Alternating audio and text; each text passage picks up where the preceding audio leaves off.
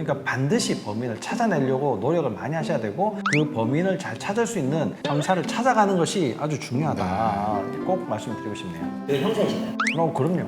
전문 콜롬보. 안녕하십니까? 아프지 마쇼의 닥터주스 조준호입니다. 안녕하십니까? 닥터 준스 김준영입니다. 오늘은 누구나 1년에 한 번은 경험한다는 두통 중에서도 만성 두통에 대해서 한번 이야기를 한번 해보도록 하겠습니다. 난 1년에 한 번이라고 해서 난 생일인 줄 알았네. 네.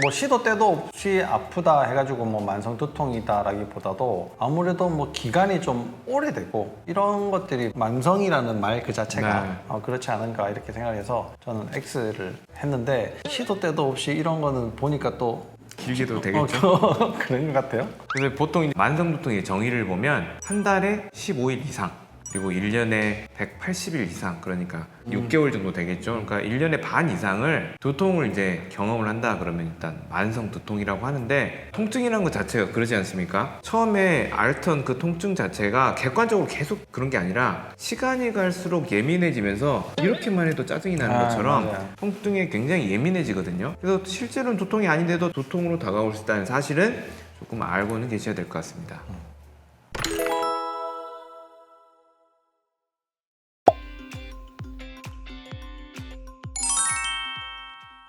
통증이라는 것 자체는 꼭 두통에 한정되지 않더라도 통증을 계속적으로 경험을 한다는 것 자체는 우리가 통증이라는 그런 감각 신호 자체에 불쾌한 감정이라는 게 더 더해져 버리거든요. 그래서 예민도가 상승을 하고 민감해지고 그 정보 자체가 계속 변질이 되면서 이 뇌에서 느끼기에는 이거 통증이야 이렇게 쉽게 느낄 수가 있어요. 그래서 실제로 머리에 모자를 쓰지 못하시는 분도 있어요. 두통이 심해가지고. 왜냐면 이 닿는 것 자체가 통증으로 느낄 수가 있거든요. 그래서 두통이 있을 때는 그냥 단순하게 올 수 있다 이렇게 바라볼 수는 있지만 해결이 되지 않을 정도로 뭔가 반복이 될 때는 혹시 내가 해결할 수 있는 방법이 없는지를 좀 찾아봐야 되는데 그 힌트에는 목이 있습니다. 아니, 두통 이러면은 왠지 뇌 MRI를 찍어봐야 될 것 같고 네. 뭐 이런 것 같은데 갑자기 이제 목 이렇게 얘기를 하니까 뭐 사실 원인에서 그러면 뇌 이런 건 없는 건가요? 일단은 뇌 자체는 통증을 느끼질 못합니다. 그래서 우리가 놓치지 말아야 될 게 실은 뇌에 생기는 염증이나 뇌 종양이라든지 뇌 혈관 질환들을 알아는 봐야 되지만 그 자체가 드물기 때문에 우리가 이제 일상적으로 좀 경험할 수 있는 원인을 들자면 그 공통 분모에 이제 목이 있다는 뜻입니다. 네.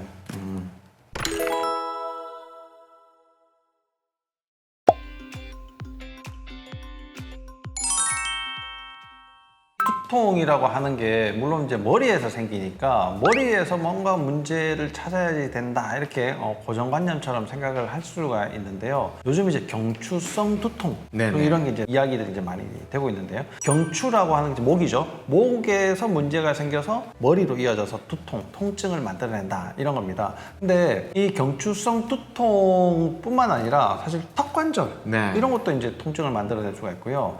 속이 안 좋아가지고 네네. 뭐 위가 아프거나 소화가 잘 안 되거나 가스가 차 이런 것들 때문에도 또 뭐 울렁거림, 뭐 어지럼증, 메스꺼림 이런 것과 동반된 두통이 또 생길 수가 있거든요. 근데 그런 여러 가지 예를 들었지만 그것이 바로 또 경추의 문제랑 관련이 된다라는 겁니다. 소화가 잘 안 되는 것도 마찬가지고 턱관절에 문제가 있는 것도 마찬가지고 또 경추성 두통이라는 것도 뭐 당연히 경추이고 그래서 목의 문제는 어떤 종류의 두통이라고 해도 꼭 한번 확인을 해봐야지 된다. 네. 그것이 비록 뇌 종양일지라도 확인을 해보는 네. 것이 좋다. 이렇게 말씀드리고 싶습니다.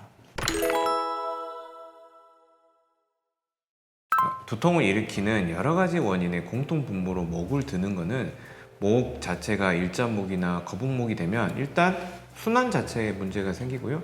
그 다음에 호흡, 산소의 호흡량이 줄어듭니다. 그렇게 되면 근육 자체가 단단해지고 뭉칠 수밖에 없으면서 자꾸 젖산이 쌓여가 나와가지고 통증이 더 예민해지는 거거든요. 그리고 목이 좋지 않으면 목 근육들이 계속 뭉칠 수밖에 없어요. 그래서 목이 좋지 않은 이유가 머리를 붙잡기에 목의 현재 상황이 불안정하기 때문에 그 불안정을 해소하기 위해서 목 근육들이 쪼여대는 거거든요. 이 쪼여대는 것 자체가 연관통으로서 두통으로 드러나는 경우도 굉장히 많습니다. 그래서 목을 안정화시킬 수 있는, 경추를 안정화시킬 수 있는 치료를 해주면 그분은 근육이 뭉칠 필요가 없습니다. 그리고 순환도 좋아지고 호흡도 좋아져요. 그렇게 되면 통증도 서서히 가라앉으면서 다른 재반적인 어떤 증상들뿐만 아니라 우리 가지고 있는 내장기관의 기능들 또한 이제 원활해질 수 있게 되겠습니다.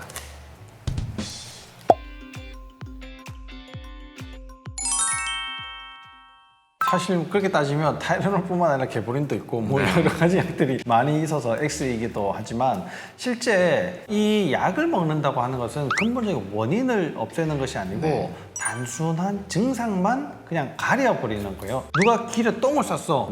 근데 신문지로 덮어놨어. 이게 타이레놀인 거예요. 그 똥을 다 치워야지 이제 완전히 깨끗하게 되는 거죠. 그러니까 우리가 이제 그냥 단순하게 이게 뭐 약을 하나 먹고 오늘 두통을 잘 넘겼어. 이게 굉장히 여러분들에게 위험할 수가 있습니다. 그 위험한 예시를 저는 직접 겪었어요. 제 친구 어머니인데 한 10몇 년을 이게 두통으로 앓고 계셨거든요. 또 집이 약사예요. 그 친구 아버님이 이제 약사분이시라 가지고 아프면 계속 약을 드셨거든요. 그러니까 좋다는 약들을 얼마나 많이 먹었겠어요. 약국 갈 필요가 없이 그냥 우리 집이 약국이니까 거기에서 약도 쉽게 드셨단 말이에요. 근데 한 10몇 년이 지나셔가지고 급사를 하셨어요.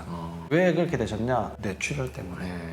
그러니까 여러 원인들로 두통은 생길 수가 있는데 그 근본 원인을 찾아내지 않으면 약 먹는 걸로는 해결할 수가 없다. 물론 제가 심각한 예를 들었지만 가벼운 예라도 쉽게 넘기시면 안 된다는 걸 꼭 강조해 드리고 싶습니다.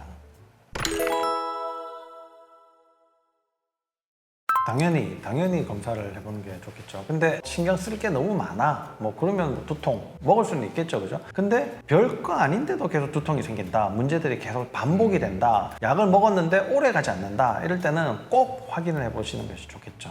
특히 두통이 일상적인 정도가 아니라 굉장히 심하게 오거나 두통 이외에 다른 신경적인 증상들, 뭐 손발이 저린다거나 뭐 입이 어눌해진다거나, 그리고 내가 이제 먹는 약 중에 우리가 피를 묽게 하는 약들이 있거든요. 그런 약들을 이제 드시고 계신 경우, 그리고 다른 부분의 종양, 특히 암이 있는 경우에는 전이가 되면서 아플 수도 있지 않겠습니까? 그런 분들 같은 경우에는 아우 내가 스트레스 때문이 하고 약만 드시지 말고, 그럴 경우에는 정상임을 확인하는 차원에서라도 꼭 점검을 해보시면 좋을 것 같습니다. 맞아요.